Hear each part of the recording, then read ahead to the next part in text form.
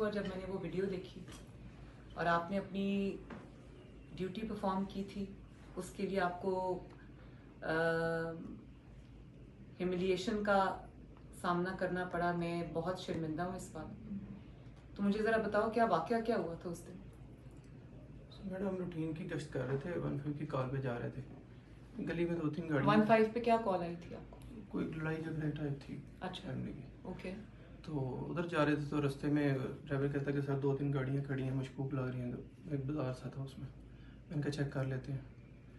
उधर गए तो ये आगे जा रही थी गाड़ियाँ। ड्राइवर गनमैन उतरा, उसने जाके गाड़ी को रोका और उन्होंने कहा जी टिंटेड ग्लासेस थे इसके? जी। अच्छा, और एक ही गाड़ी थी? 2 गाड़ियाँ, दो गाड़ी, एक कार थी। हाँ। और एक पजेरो टाइप थी। ठीक है। उसको रोक के उन्होंने चेक करना शुरू किया पीछे। और ये इलाका कौन सा था? शादीपुर है, नजम पार्क के पास। अच्छा, भगवानपुरा में जी। अच्छा। तो एमपीए साहब उतरे हैं, उन्होंने पहले लड़के ने चेक किया, बाद में उन्होंने उतर के कहा जी मैं इस इलाके का एमपी हूँ, तो आपने मेरी गाड़ी क्यों चेक की है? तो मैंने कहा सर मैंने अपनी ड्यूटी की है, अगर आप एमपी लड़कों को, मैंने कहा ठीक है छोड़ दें। तो मैंने कहा जी मैंने अपनी ड्यूटी की है, तो इसमें तो कोई बुरी बात नहीं है। नहीं जी मेरा इलाका है, आपने मेरी इज़्ज़त नफ्स मजरूह की है, ये मेरा इलाका, मेरी इंसल्ट हुई है, ये आपने बहुत गलत किया है, मैं आइए एक्शन लूँगा, मैं एहतजाज कराऊँगा। मैंने कहा सर मैंने अपनी ड्यूटी की है, मैंने ऐसा कुछ नहीं किया।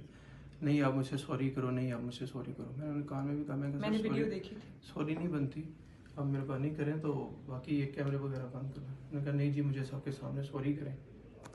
तो मैंने रब्ता करने की कोशिश की, ऐसे साहब का नंबर नहीं था मेरा। तो बाद में फिर मैंने उनसे कहा, मैं जी अगर मेरी वजह से आपकी इज़्ज़त नफ्स मजरूह हुई है तो मैं उसके लिए सॉरी कर एक्सक्यूज़ कर लेता हूँ, मेरा मैंने कहा इज़्ज़त में कोई फ़र्क नहीं पड़ता इससे।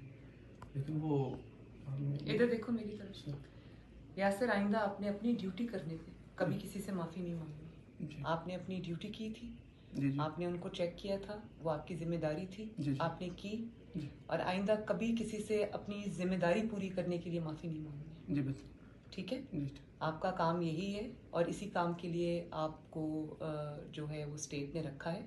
तो आपने अपना काम अच्छे तरीके से किया, पूछा, चाहे एमपीए हो, एमएनए हो, चीफ मिनिस्टर हो या कोई भी हो, कानून से बड़ा कोई नहीं। तो आपने जो किया बिल्कुल ठीक किया और इस बात पे दिल छोटा ना करना। आई एम सॉरी आपके साथ ये हुआ है और मैंने अपने एमपीए को भी मैंने शो कॉज नोटिस दिए, वो जवाब देंगे उस बात का कि उन्होंने ऐसा क्यों किया, लेकिन ऐसा नहीं होना चाहिए।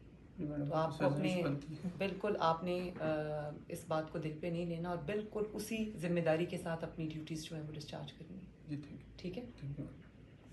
कमैना साहब इनकी फिर ट्रांसफ़र क्यों किसी ने कर दी? वो डीआईजी साहब ने इमीडिएटली रिपोर्ट लिखा दी कि अगर इस किस्म का कोई भी वाक्य हो तो आपने पहले मुझसे बात करनी, मुझसे बात करनी, उस मेरे पूछे बगैर कोई एक्शन नहीं लेना। ठीक है। और अगर एमपीए साहब को कोई शिकायत थी जेन्युइनली तो उनको भी मेरे पास आना चाहिए था, फिर हम इंक्वायरी कराते, इंक्वायरी की जो रिपोर्ट आती है हम उसके मुताबिक एक्शन ले लेते। नहीं इसका बड़ा अच्छा मैसेज जाएगा मैडम, ये बहुत मोरल बूस्टिंग होगी इससे। नहीं मैं ये मैसेज जाना भी चाहिए, कोई भी शख्स जो है वो कानून से बालातर नहीं है, चाहे वो बल्कि हम सबको तो कानून का ज़्यादा उस पर कानून पर चलना चाहिए ताकि बाकी लोग जो हैं उनको भी हम उनके लिए भी एग्जाम्पल सेट करें। तो यासर आपने बिल्कुल दिल छोटा नहीं करना। Thank you. Very well done. अपनी ड्यूटी इसी तरह करनी है आपने, किसी से ज्यादती नहीं करनी, ना इंसाफी नहीं करनी, लेकिन अपनी ड्यूटी आपने पूरी जिम्मेदारी से करनी है। ठीक है, God bless you. Okay madam, thank you कमैना साहब, वेरी गुड। खुदा हाफिज़ यासर, खुदा हाफिज़।